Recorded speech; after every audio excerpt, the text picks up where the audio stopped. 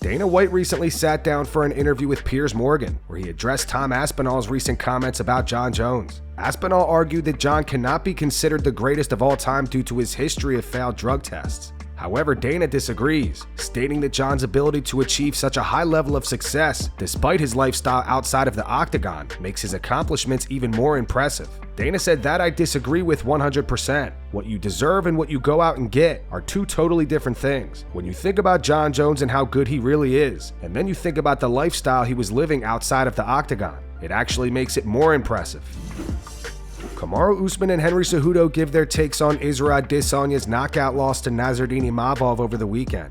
At the start of the second round, Izzy suffered an eye poke, prompting the referee Mark Goddard to step in. However, Izzy declined to take any recovery time and signaled that he was fine to continue. As the fight resumed, Izzy switched his stance from southpaw to orthodox. Imavov immediately capitalized, closing the distance and landing a right hand that secured the knockout. Usman and Cejudo believe Izzy's stance switch played a major role in the outcome of the fight.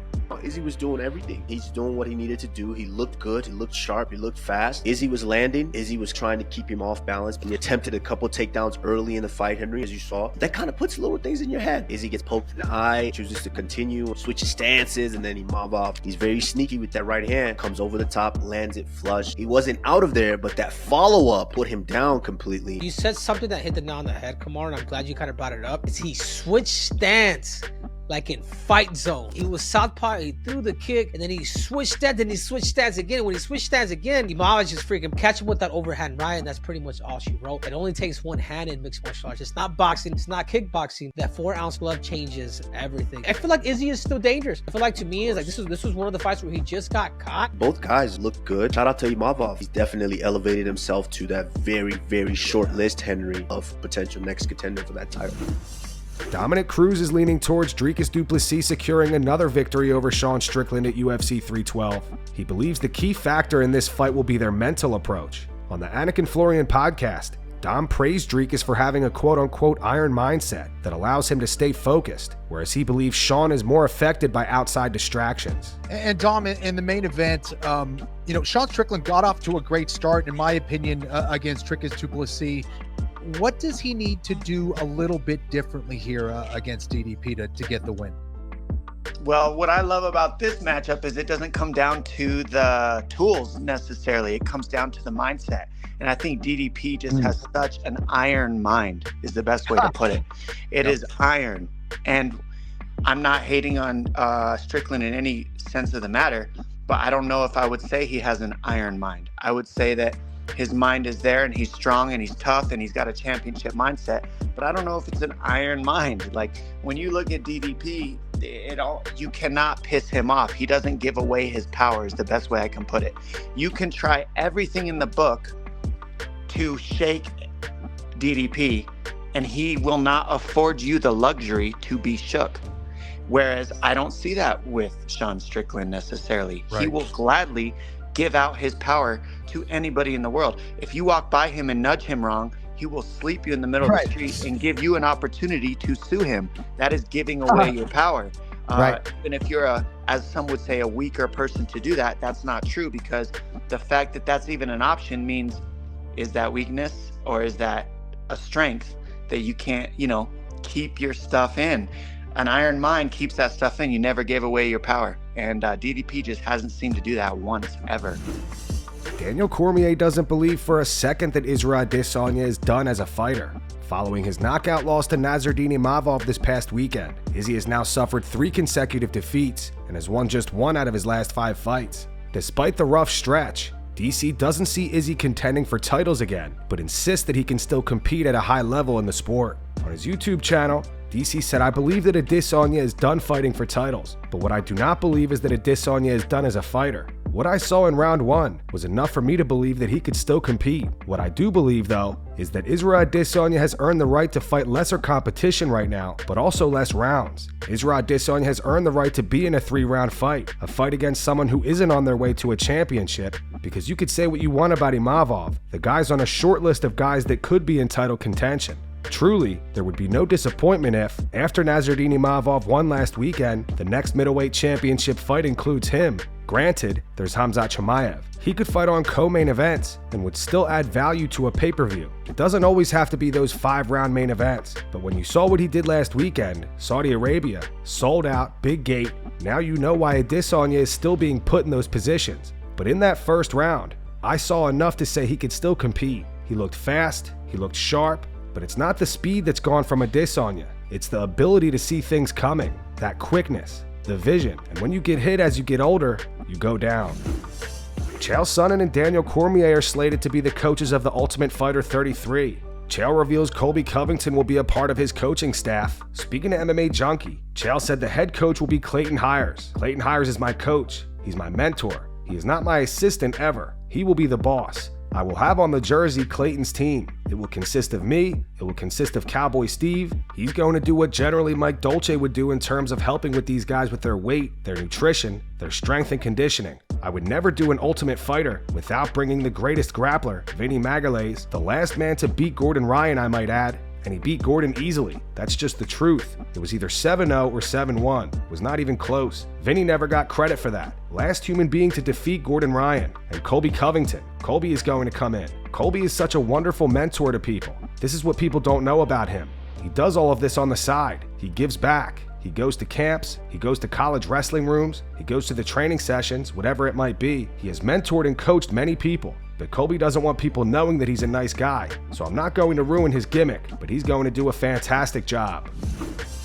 Fresh off his third-round TKO victory over Jamal Hill at UFC 311, Jiri Prochazka has identified 3 potential opponents for his next bout. Jiri expressed interest in facing the winner of the upcoming light heavyweight title bout between Alex Pereira and Magomed Ankalaev. Additionally, he says he would also face Jan Blachowicz. Jiri thinks Jan had good performances against both Pereira and Ankalaev. Jan lost to Pereira via split decision and fought Ankalaev to a split draw. Go check out Jiri's full appearance on the Overdogs podcast. Links in the description.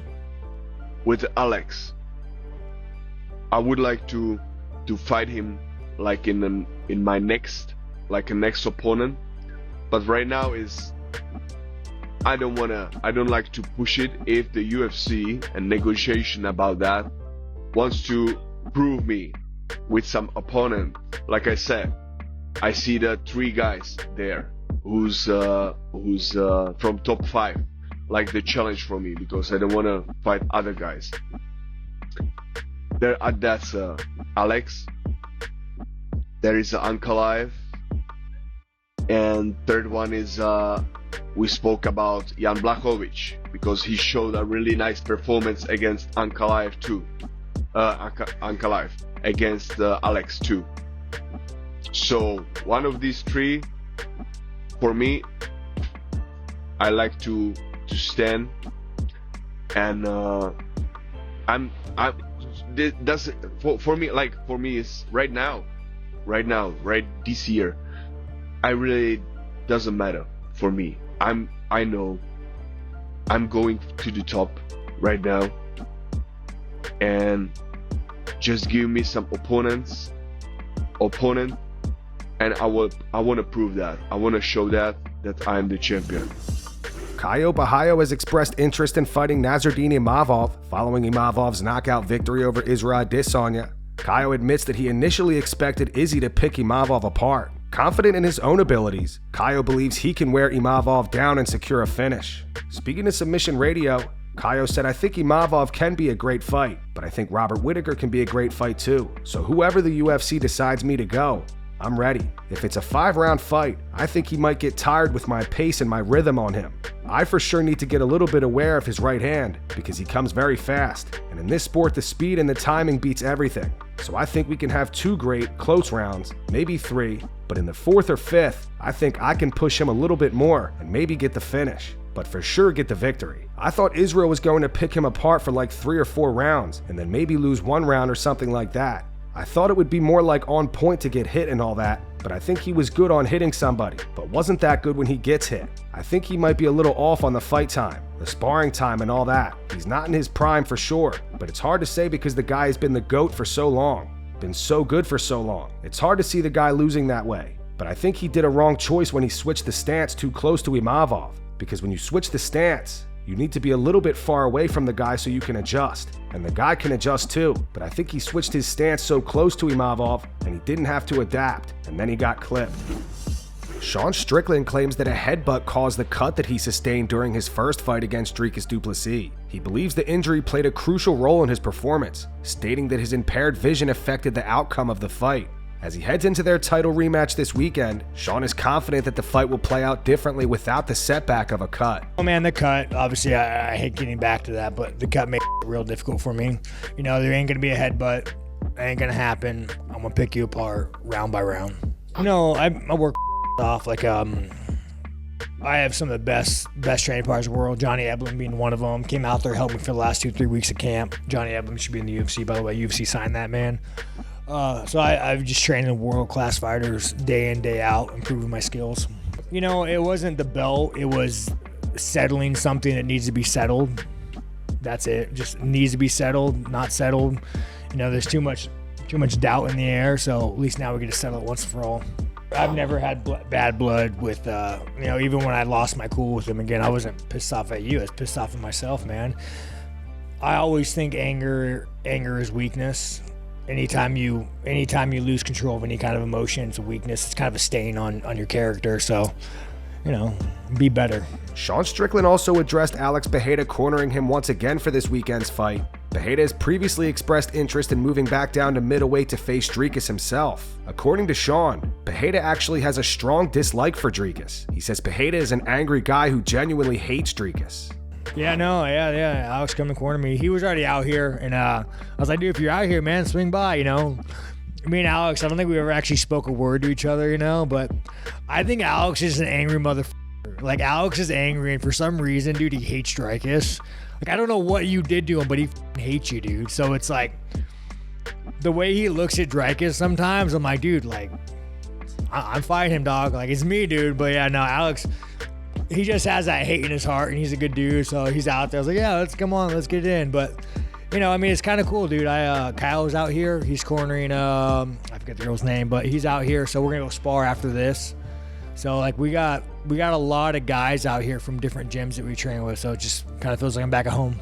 Oh, man, I love, dude. You know, I'm more money, more happy. You know, if you're not poor, you're not allowed to be depressed. So, it just, you know, the good thing about winning fights, besides like the pride aspect, it's knowing that you have like life security. And that's what, like, when you wake up and you think, man, how am I gonna get this done next month? That's like when life becomes bad. But like me, I'm in such a good position to where, like, I just love what I do, man. I love what I do. And that's going to wrap it up for the news. Thanks for watching. For daily MMA news and content, subscribe to Full Mount MMA and click the bell icon to be notified when we post videos. Here are the 3 top comments from last video. The first one's in reference to Colby Covington saying that Israel Adesanya is a bum who's only fighting for a paycheck. It says Colby saying Adesanya is only showing up for a paycheck as he's participating in a poker tournament because he needs the money. The second one's from Reese Spence. It says Colby will never achieve anything compared to what Adesanya has. What an absolute loser. And the final one's from John. It's in reference to Conor McGregor spitting on a Khabib fan. It says Khabib ruined McHead's ego. He lives in his head permanently. Those were the 3 top comments from last video. If you want to be featured in the next one, all you have to do is comment down below. And if you missed yesterday's news, click the video on screen right now to get caught up.